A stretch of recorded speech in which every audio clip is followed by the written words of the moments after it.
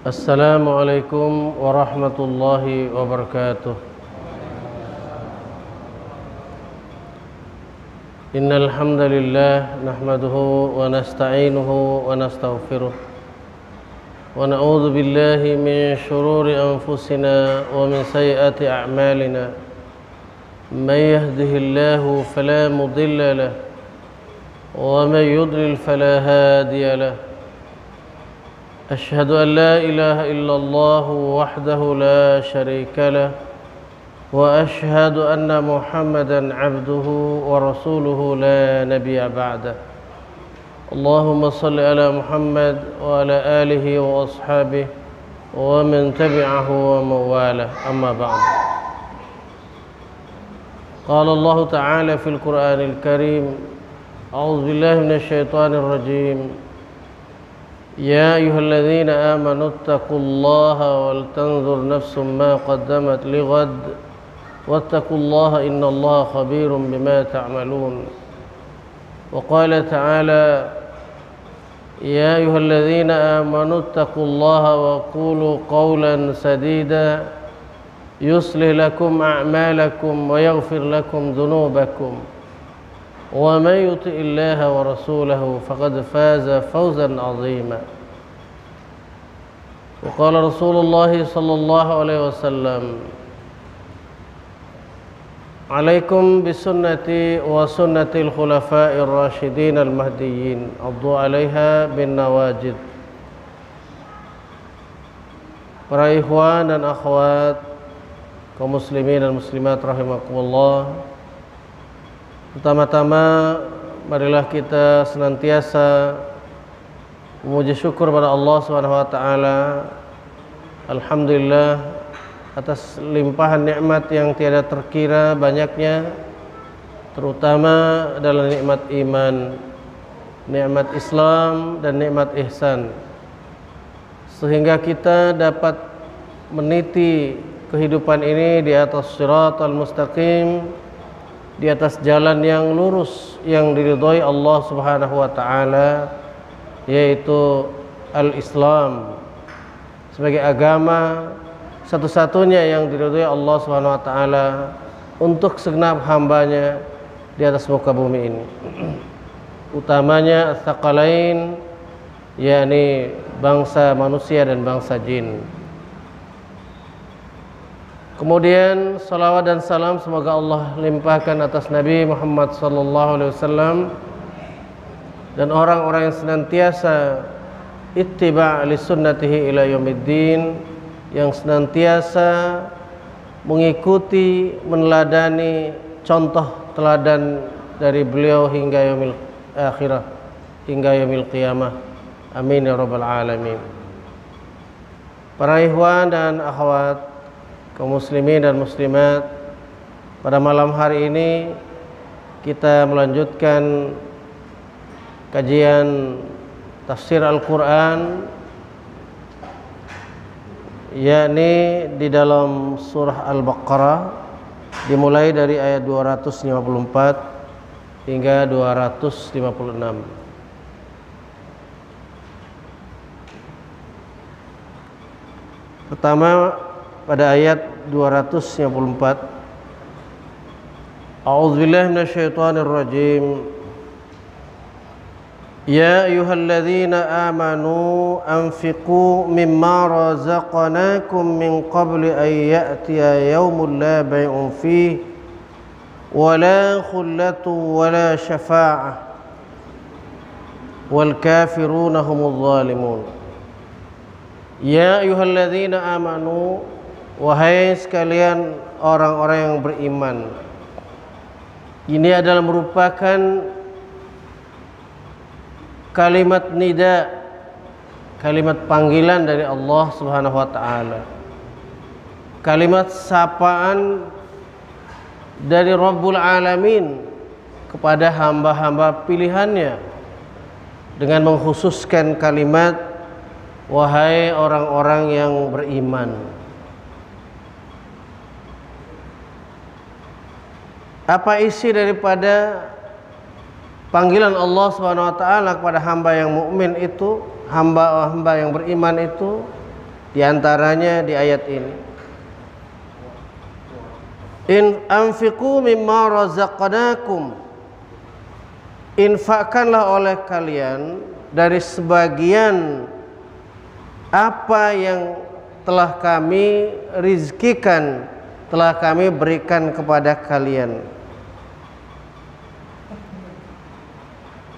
Penggalan pertama ayat ini bahwa perintah infak itu para ikhwan dan akhwat, Allah Subhanahu wa taala tidak meminta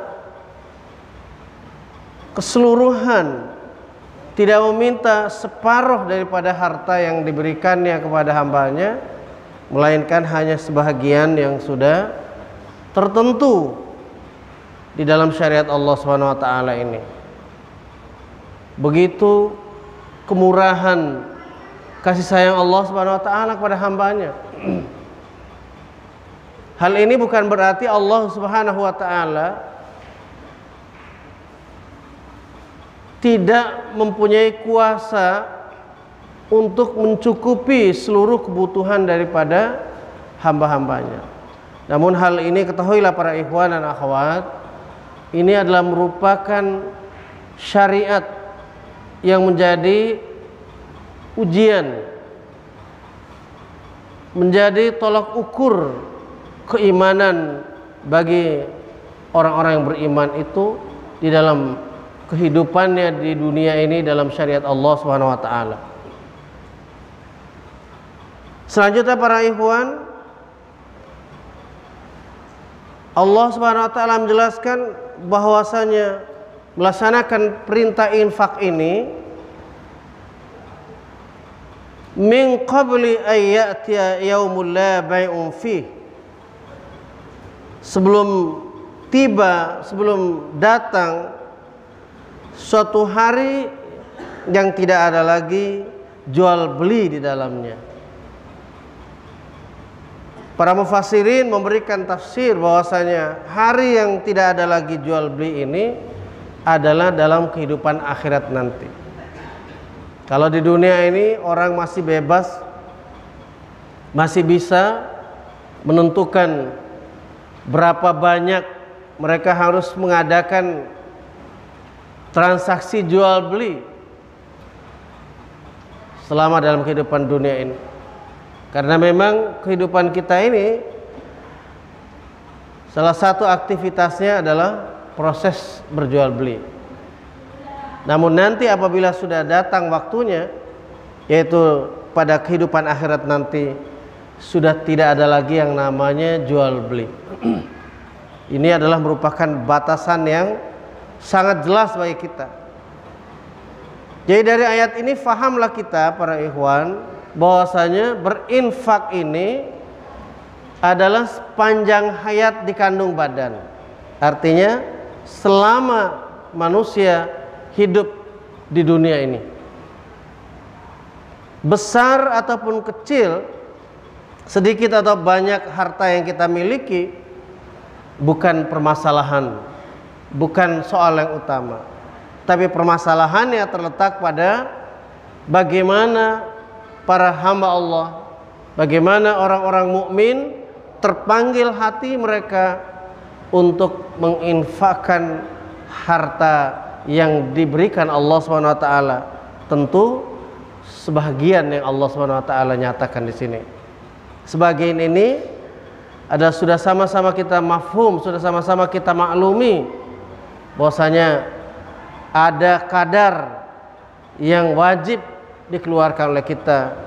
Kemudian juga ada tatawu yang sifatnya sunnah untuk menambah pahala daripada orang-orang yang memiliki harta, diberikan atau dibuka peluang jalan untuk mendapatkan pahala dari harta ini. Para ikhwan dan akhwat rahimakumullah. Kemudian wala khullatu wala syafa'ah, dan pada hari akhirat nanti tidak ada lagi yang namanya persahabatan.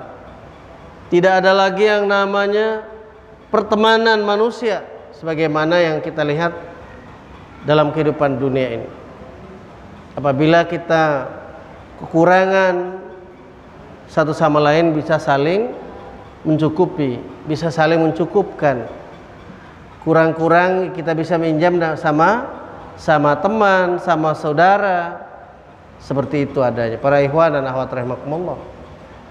Akan tetapi bahwa di akhirat nanti ketahuilah para ikhwan dan akhwat, bahwasanya apa yang diusahakan oleh manusia selama hidupnya itulah yang akan dinikmatinya, yang akan diperolehnya di hadapan Allah Subhanahu wa taala sebagai ganjarannya kelak.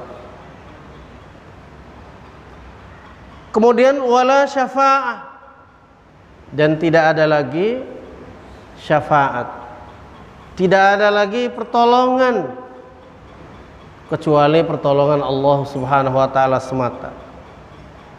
Bahkan tidak ada seorang manusia pun yang bisa memberikan pertolongan kecuali atas izin, kecuali atas ridho daripada Allah Subhanahu wa taala semata. Nanti insyaallah hal ini akan terungkap pada ayat yang berikutnya nanti para ikhwan dan akhwat rahimakumullah. Wal kafiruna humudz zalimun, dan adapun orang-orang yang kafir, merekalah orang-orang yang zalim. Pada ayat ini dalam kalimat yang akhir ditutup dengan wal kafiruna humudz zalimun, dan orang-orang yang kafir itu adalah mereka orang-orang yang zalim. Kalau dilihat dari ayat Allah Subhanahu wa taala ini, maka yang terdekat keingkaran dari orang-orang kafir ini adalah dalam hal mengeluarkan sebagian harta yang diberikan Allah Subhanahu wa taala di jalan Allah, berupa zakat, berupa infak, berupa sedekah. Sangat berat bagi orang-orang yang kafir ini. Maka Allah Subhanahu wa taala menyatakannya merekalah orang-orang zalim.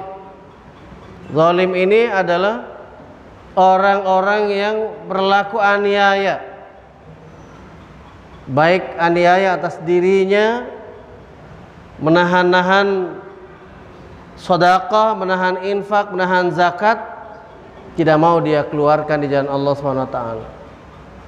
Dan tentu ini akan berimbas para ikhwan dan akhwat untuk fuqara dan masakin, orang-orang yang fakir, orang-orang miskin, yang tentu dari infak, sedekah dan zakat orang-orang yang mampu, itulah harapan mereka untuk bisa mencukupi kehidupannya. Maka salah satu sisi kezalimannya apabila apabila manusia menahan-nahan apa yang Allah Subhanahu wa taala sudah perintahkan untuk dikeluarkan, maka akibatnya adalah membawa penderitaan, membawa kesengsaraan bagi orang lain yang punya hak dari harta mereka. Ikhwatal iman, azanillahu iyyakum, para ikhwan dan akhwat rahimakumullah. Kita lanjutkan pada ayat yang berikutnya 255. Ayat ini para ikhwan sudah masyhur ya di kalangan kaum muslimin dan muslimat, bahwa ini ayat namanya adalah ayatul kursi. Disebabkan di bagian daripada ayat ini adalah ada kalimat kursi ya, yang tentu maknanya adalah kursinya Allah Subhanahu wa taala. Artinya adalah kemaha besaran dan kemahakuasaan Allah Subhanahu wa taala yang memiliki kursi ini. Ya, tentunya tidak boleh kita serupakan dengan kursi para raja, kursi singgasananya para sultan ya, singgasananya para orang-orang yang menguasai di atas muka bumi Allah ini, apalagi kursi di tempat orang biasa. Tapi ini adalah merupakan kalimat kemuliaan dari Allah SWT akan kalimat kursi ini. Baik, kita sama-sama perhatikan para ikhwan dan akhwat. Allahu la ilaha illahu, Allah yang tiada ilah, tidak ada Tuhan kecuali Dia, Allah itu. Inilah bahasa yang sempurna dari Allah SWT. Meski ada orang yang mencoba untuk menggugat kalimat ini dengan menyamakan dengan pola berbahasanya orang Indonesia misalkan. Kalau bahasa Indonesia katanya cukup hanya Allah sebagai Tuhan, seperti itu bahasanya. Itu bahasa yang biasa diucapkan dalam bahasa kita. Tapi bahasa Al-Quran seperti inilah adanya. Tidak bisa diganggu gugat oleh manusia sehebat dan sepintar apapun. Jangankan yang namanya orang ajam yang lahir dari orang tuanya orang ajam, sementara alim kibarnya orang-orang Arab yang lahir dari perut ibunya, kanak-kanak mereka sudah fasih berbahasa Arab. Tidak ada yang berani memprotes kalimat ini. Ini apabila ada orang yang dengan sengaja karena ingin dianggap hebat atau dalam tendensi yang lainnya untuk membanding-bandingkan kalimat yang datang dari Allah SWT ini, maka tentu akan berurusan dengan Allah SWT di hadapan Allah di yaumil akhirat nanti. Para ikhwan dan akhwat rahimakumullah. Awal kalimat dalam ayatul kursi ini para ikhwan, ini memberitahukan kepada seluruh manusia dan jin di dalam kehidupan dunia ini untuk meniadakan seluruh keyakinan akan adanya Tuhan-Tuhan yang lain yang disembah oleh manusia berdasarkan pemahaman akal mereka yang tentu pada saat itu belum sampai pada tingkatan untuk bisa memahami yang mana yang sebenarnya sebagai Tuhan yang harus disembah oleh manusia. Maka dengan diwahyukan oleh Allah Subhanahu wa taala wahyunya, kitab-kitab Allah Subhanahu wa taala secara berturut-turut para nabi, para rasul Allah diutus di muka bumi ini, termasuk kitab Allah Al-Qur'an yang diturunkan pada Nabi Muhammad sallallahu alaihi wasallam. Tentu semua kitab Allah ini, apakah itu kitab Zabur, apakah kitab Taurat, apakah kitab Injil, kitab Al-Quran, semuanya memuat kalimat ini, bahwa tidak ada Tuhan, tidak ada ilah yang berhak disembah, berhak diibadati kecuali Allah. Jadi ini harus diyakini oleh umat Islam, bahwa apabila di dalam kitab Allah telah dihilangkan kalimat ini, berarti ini adalah kezaliman yang nyata. Kalau tidak ada, berarti manusia sudah campur tangan dalam urusan merubah-rubah isi kitab Allah SWT.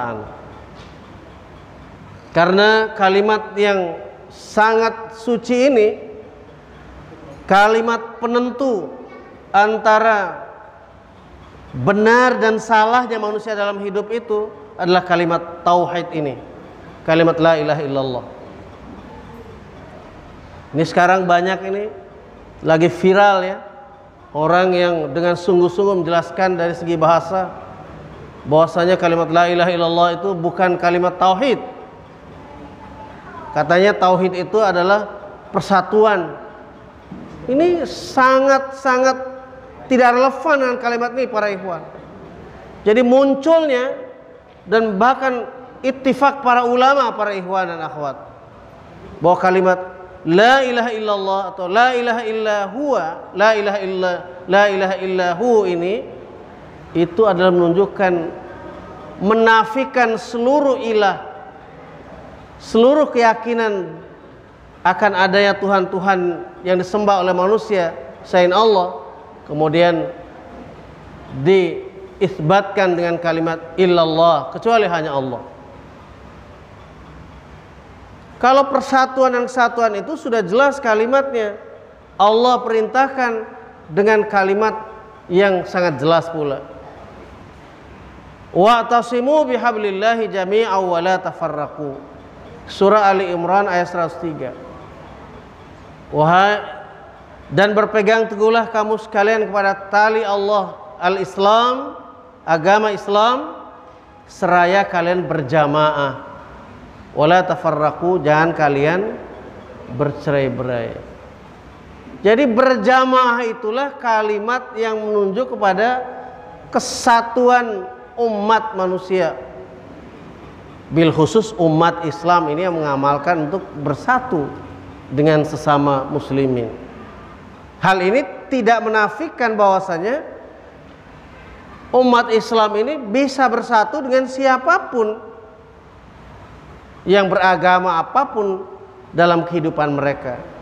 Bisa bergaul, bisa bersama-sama hidup di dalam bermasyarakat.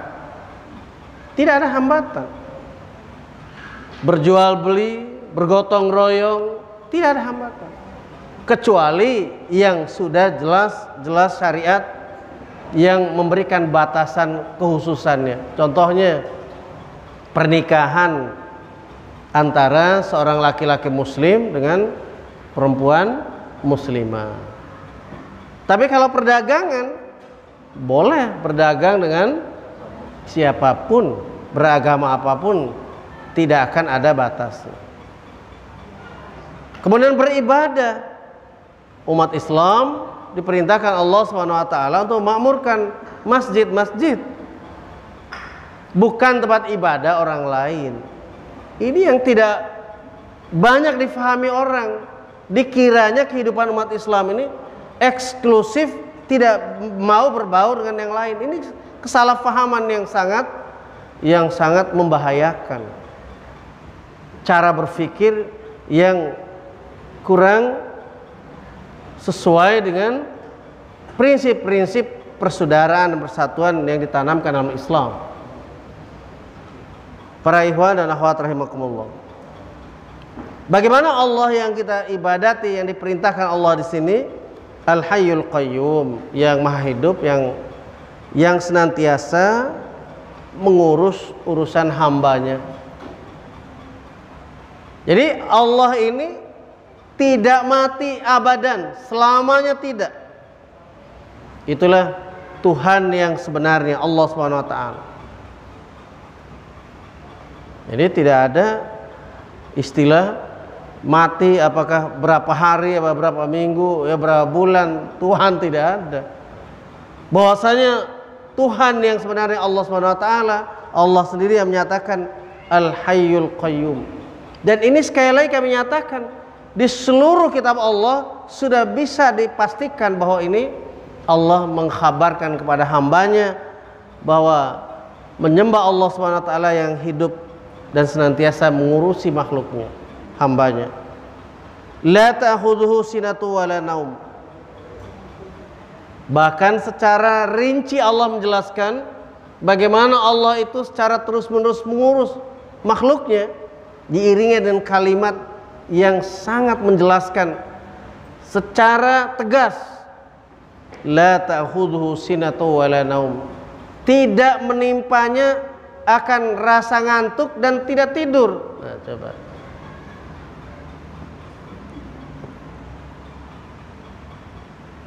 Jadi kalau sampai Tuhan itu ngantuk, Tuhan itu tidur, bagaimana jeritan hati hambanya dalam berdoa siang dan malam diperintahkan, siapa yang akan mendengarkannya? Nah, begitu para ikhwan dan akhwat. Seperti itu. Lahu ma fis samawati wa ma fil ardi. Miliknya atau baginya lah sekalian apa yang ada di langit dan apa yang ada di bumi. Jadi kalimat as-samawat ini tidak bisa didebat oleh siapapun. Ini adalah merupakan kata jamak. Seluruh langit. Ya. Kalau bumi hanya kalimat tunggal, karena bumi itu hanya satu para ikhwan dan akhwat ya. Seluruh apa yang ada di langit, apa yang ada di bumi milik Allah Subhanahu wa taala. Jadi kalau kita manusia sekarang ini mengkapling tanah, ini tanahnya berapa nih tanah engkong kita?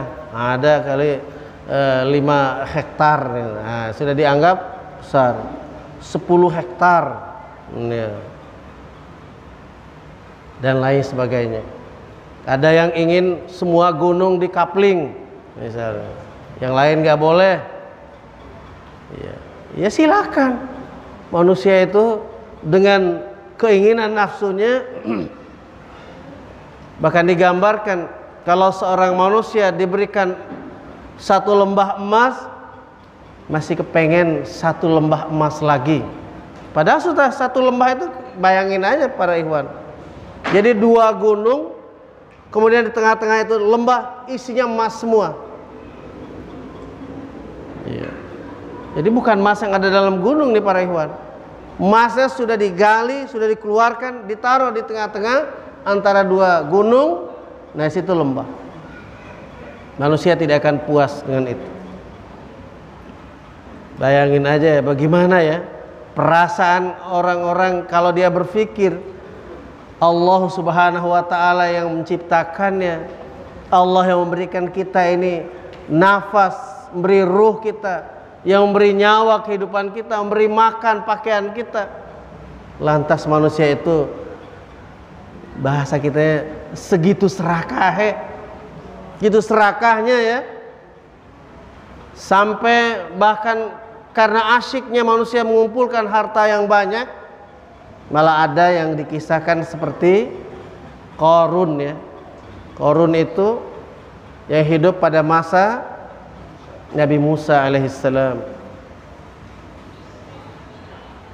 Saking banyak hartanya sampai anak kunci gudang hartanya dipikul oleh orang-orang yang kuat. Masih saja tidak sadar bahwasanya harta itu adalah milik Allah Subhanahu wa taala. Kalau ditanya, Qarun, dari mana hartamu itu begitu banyak? Apakah kamu sudah infak, sudah sedekah, sudah zakat dengan hartamu itu? Qarun dengan sombong menjawab, tidak ada urusan.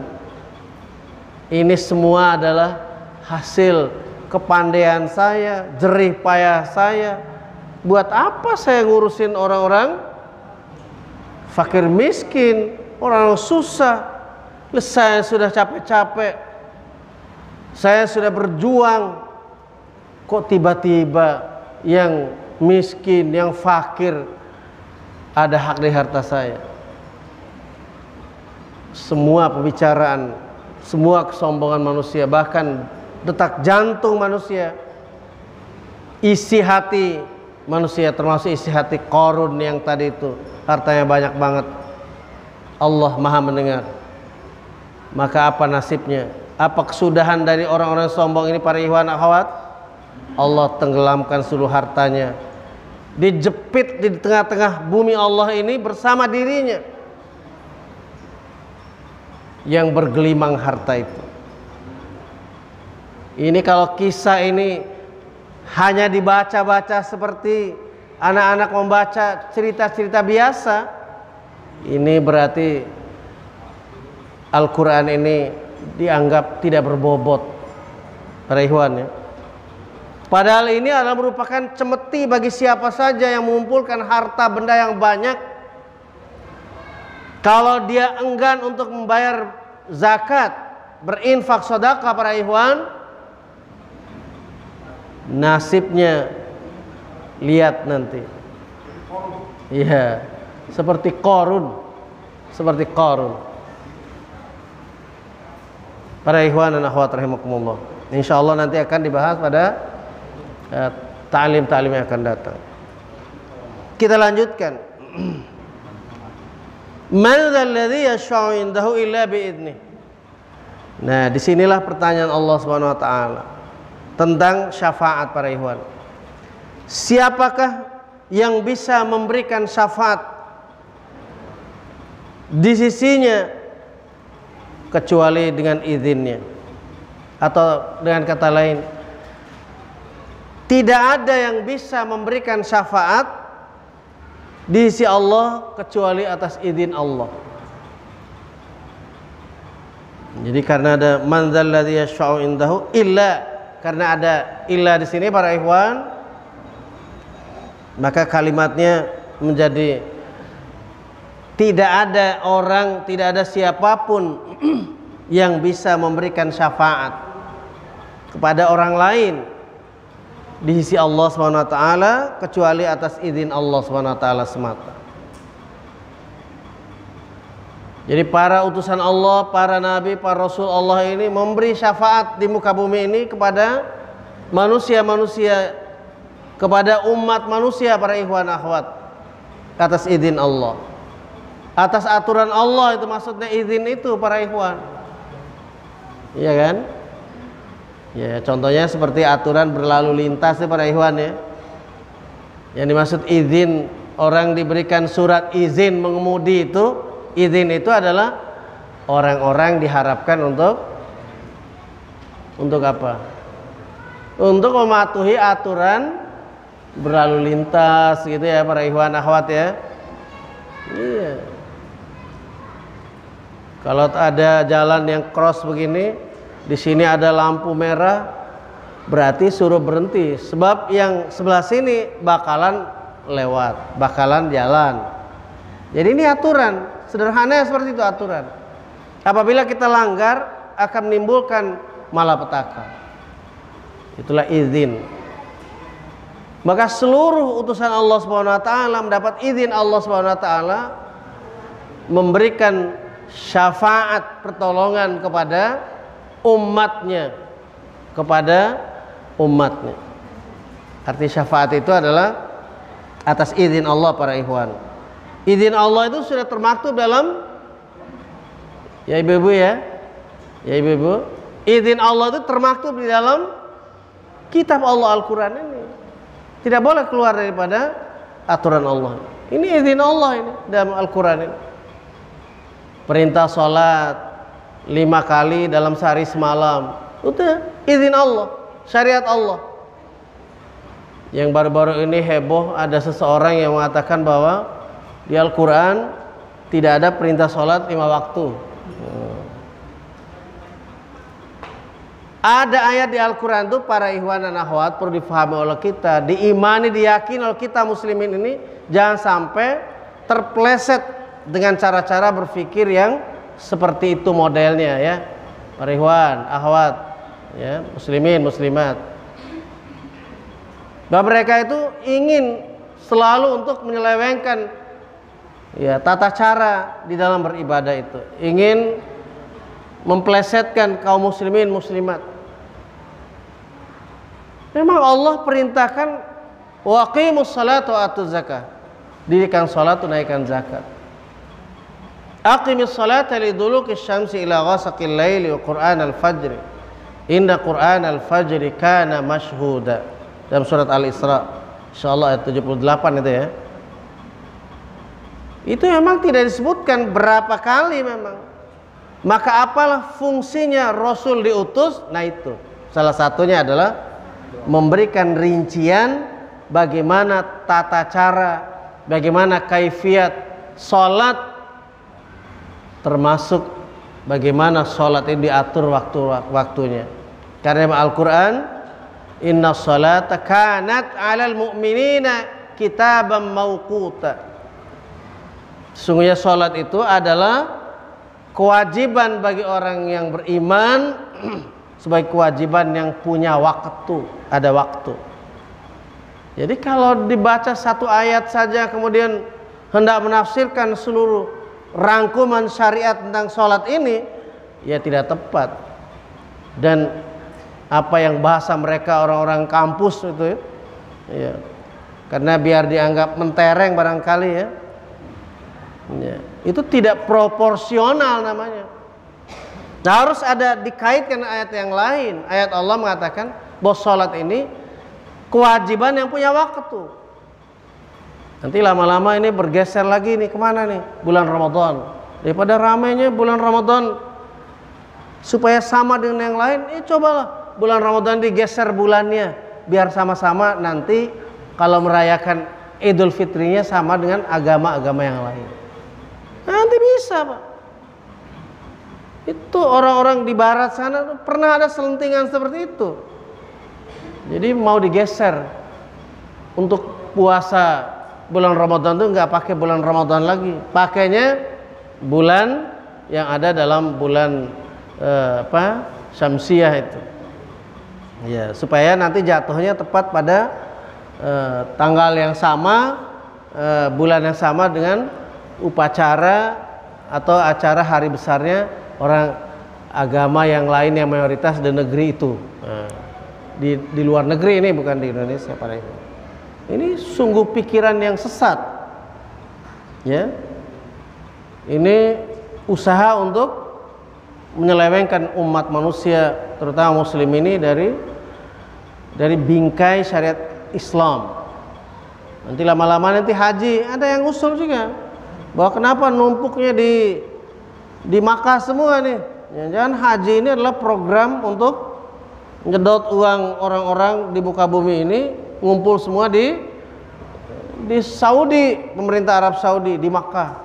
Kenapa nggak di negara-negara lain? Ya, dibikinlah Ka'bah itu di tiap-tiap negara. Nanti ada lama-lama usulan begitu. Nah, jadi makanya perlu kita ini belajar Islam ini supaya kita tahu yang namanya apa itu syafaat Allah, yang kemudian oleh para Rasul Allah itu memberi syafaat kepada umatnya. Jadi syafaat itu adalah ketika para Rasul menyampaikan wahyu Allah Subhanahu Wa Taala ini, memberikan pertolongan, artinya syafaat itu para ikhwan. Pertolongan, ikhwan, akhwat, para bapak, ibu-ibu dengarkan ini. Seperti halnya orang memahami jalan sirat. Ini jangan kita melenceng dari pemahaman apa yang difahami oleh para Rasul, terutama Rasulullah SAW. Bahwasanya yang dimaksudkan sirat, jalan dalam kehidupan kita itu adalah al-Islam ini para ikhwan. Ihdinas siratal mustaqim, tunjukilah kami jalan yang lurus, yaitu dalam beragama Islam. Itulah jalan yang lurus itu. Ya, jalan yang lurus itu seperti melaksanakan perintah sholat 5 waktu, itu jalan yang lurus. Dan jalan keselamatan. Jadi kalau ingin selamat, ya sholatlah 5 kali dalam sehari, semalam 5 waktu. Nggak usah lagi pakai acara apa tuh pada acara selamatan nggak ada lagi, karena nggak ada contoh dari Rasulullah SAW dan para sahabat. Ingin selamat 5 kali dalam sehari semalam kita beribadah kepada Allah dengan sholat. Nanti ketika bulan Ramadan kita saum Ramadan, berarti jalan selamat dan jalan untuk mendapatkan syafaat dari Allah. Gitu. Kalau enggak melaksanakan sholat, enggak melaksanakan saum, ya tidak ada syafaat dari Allah. Ya gitu. Tidak ada syafaat daripada Rasul Allah, tidak ada. Bagaimana Rasulullah Sallallahu Alaihi Wasallam memberi syafaat, sedangkan umatnya tidak menghendaki akan syafaat itu, pertolongan itu para ikhwan. Bagaimana Allah mau menunjuki jalannya, sedangkan umatnya tidak mau meniti dan sejalan yang lurus itu. Jadi seperti itu para ikhwan dan akhwat rahimakumullah. Jadi jalan Allah itu ini terbentang sebagaimana di dalam Al-Quran ini diatur seperti itu. Ketika harta kita sudah banyak, minimal mencapai nisabnya, wajib mengeluarkan zakat. Mengeluarkan zakat itu adalah cari selamat, cari syafaat Allah, cari keridhaan Allah. Nggak perlu lagi dengan acara yang macam-macam. Oh, ini saya karena keluar panen sekian banyak ini, saya harus tasyakuran nih, bersyukur nih, harus doa bersama ini, ngundang ini itu dan lain sebagainya. Tidak perlu. Ketika kita memanen padi di sawah kita, 10 ikat keluar 1 ikat. Kalau itu sawah tada hujan, 10%. Kalau yang bukan tada hujan, 5%.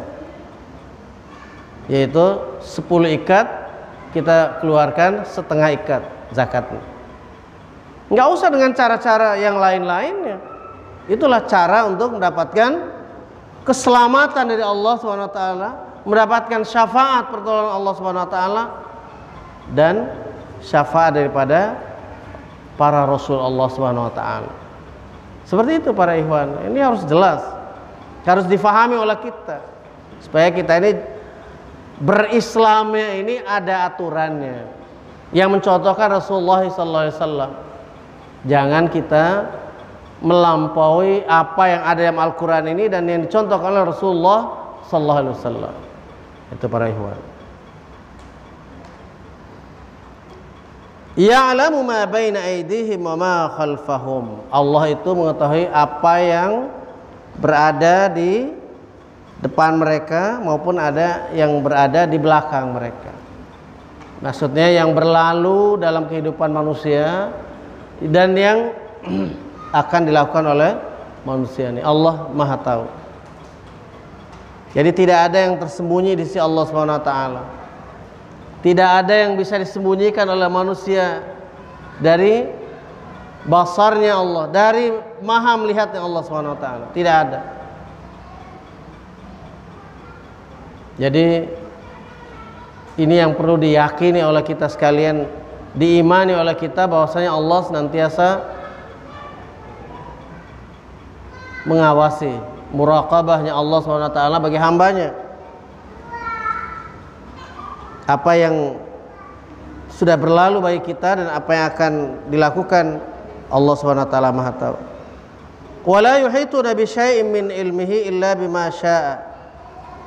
Dan tidak ada orang yang mengetahui tentang ilmunya Allah SWT melainkan apa yang dikehendaki Allah SWT semata. Jadi manusia ini diberikan ilmu oleh Allah, manusia diberikan pemahaman apapun oleh Allah SWT, dan yang tentu yang memberikan itu adalah yang lebih memahami, lebih mengetahui. Tidak akan bisa dijangkau oleh makhluknya akan ilmu Allah Subhanahu wa taala. Wasi'a kursiyyuhus samawati wal ard. Dan kelanjutan ayat ini, luasnya kursi Allah seluas langit-langit dan bumi. Nah, ini kalimat ini para ikhwan juga tidak sepi dari perdebatan nih para pakar-pakar ilmu ya. Ada yang bilang ini tidak boleh nih digambarkan besarnya, tidak boleh Allah itu dikatakan ada di langit dan lain sebagainya. Padahal Allah Subhanahu wa taala sendiri sudah menyatakan bahwasanya kalimatnya seperti itu. Wasi'a kursiyyuhus samawati wal ard. Luasnya kursinya Allah seluas langit dan bumi. Ini Allah yang menyatakannya. Kalau orang menggambarkan dalam akal pikirannya, oh berarti ini kecil ya, berarti Allah itu semana lebih besar langit dan bumi dong. Wah, ini namanya berusaha untuk melawan akan ilmu Allah. Baru saja selintas kita lewati ayatnya sebelumnya, bahwasanya tidak sanggup difikirkan oleh kita seperti apa kursi Allah SWT. Ar-Rahmanu 'alal 'arsy istawa. Ar-Rahman itu salah satu nama Allah. Ya. Ar-Rahman 'alal 'arsy istawa, berada bersemayam di atas aras, para ikhwan dan akhwat. Nah, ini diperdebatkan oleh orang. Sebenarnya tidak perlu diperdebatkan oleh kita. Allah menyatakan demikian, ya kita imani saja. Kita mengimaninya. Itu kita faham sesuai dengan kalimat bahwa Allah SWT menyatakan wala yuhituna bi syai'in min ilmihi illa bima syaa. Wasi'a kursiyyuhu samawati wal ard. Wala ya'uduhu hifdhuhuma wa huwal 'aliyyul 'azim. Ya. Dan dia tidak merasa berat untuk memelihara keduanya. Dan dia Allah Subhanahu wa taala adalah yang maha tinggi dan maha agung atau maha besar. Jadi kalau makhluk, kalau kita manusia, bangsa jin mengalami kelelahan, mengalami capek, ya, mengalami dari muda, tua, dewasa, tua, hingga tua renta, lelah, lemah dan seterusnya. Tidak sama. Bahwasanya Allah SWT mengurus jagat raya serta isinya ini, Allah nyatakan tidak, Allah SWT tidak merasa berat di dalam mengurus keduanya, mengurus langit seisinya, bumi seisinya, serta apa yang dikandung di dalam, di tengah-tengahnya, semuanya ada dalam ilmu Allah SWT yang wajib kita imani. Tidak boleh kita ragu sedikit pun. Ya. Jadi kalimatnya begitu gampang, mudah kita terima, para ikhwan dan akhwat sekalian. Seorang raja sombong pada saat itu ketika mendebat Nabi Ibrahim alaihissalam, dia bertanya, Tuhan kamu siapa Ibrahim? Allah yang menghidupkan dan mematikan. Dia masih bisa jawab. Dia bilang begini lagi, ya, raja itu, saya juga bisa ngidupin, bisa matikan. Dia suruh ambil hulu balangnya, 2 tahanan, yang satu akan dibebaskan, yang satu akan dihukum mati. Oleh raja sombong itu dipenggal satunya. Lihat Ibrahim, saya sanggup mematikan. Nah, yang ini saya biarkan, saya hidupkan. Itulah ceteknya ilmu raja itu. Di sisi Allah gak ada apa-apanya ilmu seperti itu. Maka Allah memberitahu kepada Ibrahim harus jawab apa lagi kepada raja sombong ini. Maka Ibrahim pun sanggup mengeluarkan satu kalimat yang oleh raja itu tidak sanggup menjawabnya. Ya. Qala Ibrahim, innallaha ya'ti bisyamsi minal masyriqi fa'ti biha minal maghrib. Nabi Ibrahim lantas berkata kepada raja yang sombong itu, raja yang zalim itu, sungguhnya Allah menerbitkan matahari dari timur. Sekarang silakan wahai raja, terbitkan dia dari barat. Raja mana, coba dijawab oleh seluruh raja di antara alam ini yang sanggup memindahkan terbitnya matahari dari barat. Kalau sudah sanggup terbitkan matahari dari barat, nah kira-kira bolehlah kalian tuh sedikit kepalanya dinaikkan begini, mendongak sedikit jalan. Jalanlah menunduk di hadapan Allah pencipta jagat raya ini dan seisinya ini. Tidak ada, walaupun kamu hentakkan kaki, kata Allah, tidak akan bisa meretakkan bumi ini. Walaupun kamu tengadahkan dadamu, tidak akan bisa mengalahi tingginya gunung. Ada Al-Quran. Sekiranya ada orang jalan mendongak begini karena sombongnya, tidak akan sanggup mengalahkan tingginya gunung, kata Allah. Kalau dia membanting-banting kakinya, bukan banting kaki karena bersiap jalan-jalan, bukan ya. Nah, bukan. Karena kesombongannya tidak akan meretakan, tidak akan memecahkan ini bumi Allah Subhanahu wa taala. Tidak akan. Subhanallah, para ikhwan dan akhwat rahimakumullah. Ayat yang terakhir pada malam ini 256. La ikraha fid din. Ini ada tanda waqaf yang qaf lam ya itu, al waqfu aula. Tidak ada paksaan untuk masuk dalam agama Islam ini, dalam ad-din. Ad-din yakni dinul Islam. Jadi juga pola kita mendakwah tidak ada. Para rasul juga berdakwah tidak memaksa manusia untuk masuk Islam. Hanya diberitahukan bahwa sembahlah Allah, jangan menyembah kepada selain Allah. Jangan menyembah tagut, jangan menyembah setan, jangan menyembah gunung, jangan menyembah laut, jangan menyembah pohon-pohon, jangan menyembah binatang, jangan menyembah matahari, bintang-bintang, jangan. Sembahlah Allah pencipta segala sesuatu itu. Qad tabayyana ar-rusydu minal ghayy. Sebab telah jelas ar-rusydu minal ghayy, jalan yang lurus dari jalan yang bengkok. Jalan lurus itu adalah jalan Islam yang Allah SWT berikan kepada seluruh makhluknya, manusia dan jin, untuk diikuti. Sedangkan jalan yang bengkok itu adalah ciptaan buatan syaitan, buatan syaitan. Ya, sedikit tadi kalimat Allah itu menghidupkan dan mematikan. Ini ada orang yang sesat yang bilang bahwa Allah itu, Tuhan itu hanya menciptakan, yang mematikan itu setan katanya. Saya lihat ini orang sesat ini. Kenapa Allah yang bisa menciptakan makhluknya tidak sanggup mematikannya?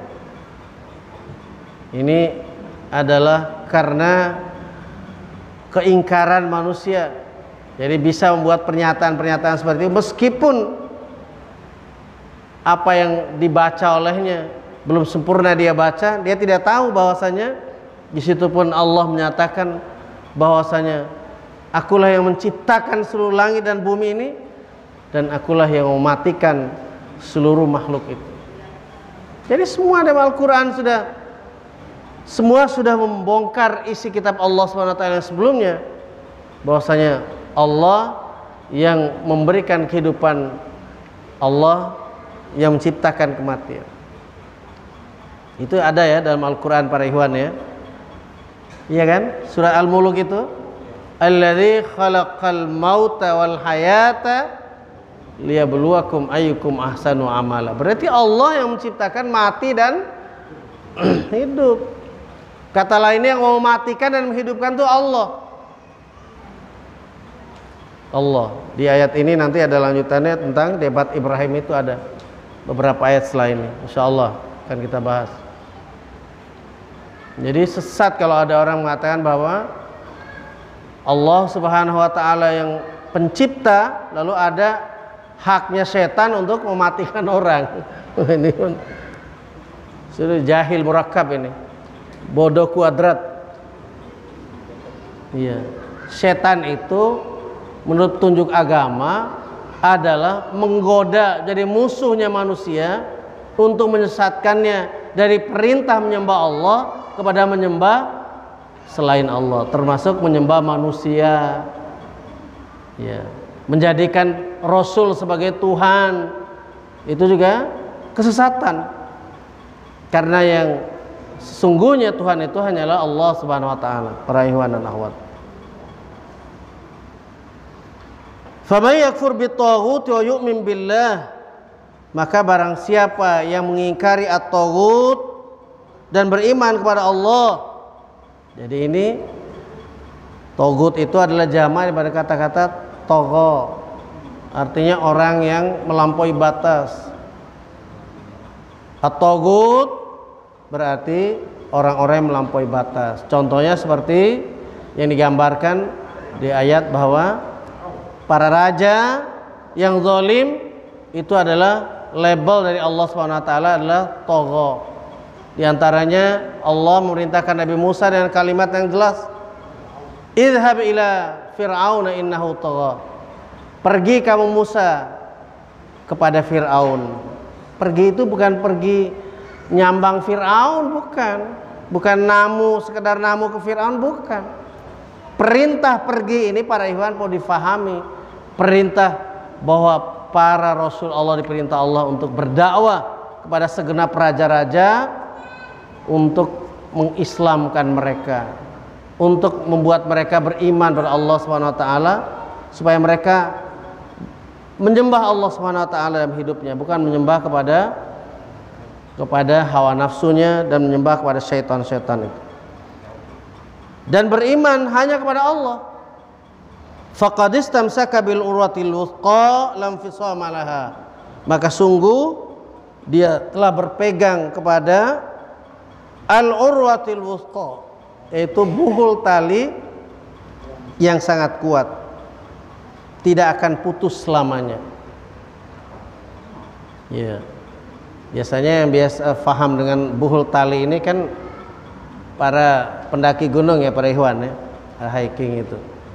Ya, jadi ketika mereka menapaki gunung naik, mereka tarik tambang itu dan dibikin buhulnya untuk berpegangan. Jadi seperti itulah orang yang diungkapkan tentang orang yang berpegang pada petunjuk Allah al-Islam ini, ya, yaitu orang yang berpegang pada tali yang sangat kokoh. Ini perumpamaannya.